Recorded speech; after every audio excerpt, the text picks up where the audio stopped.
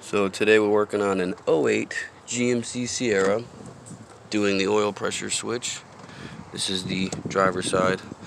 Now, you have to remove the engine cover. Just pop it up and pull it off. The oil pressure switch is right back here. You can touch it from here, but let me show you.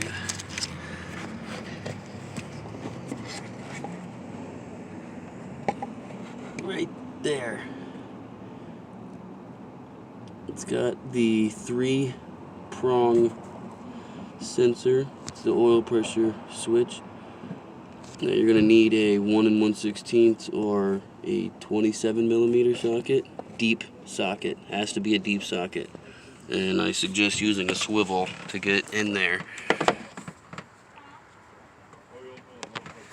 Now when you pull that out, there is a filter screen that has to come out as well. I'll show you that in a moment.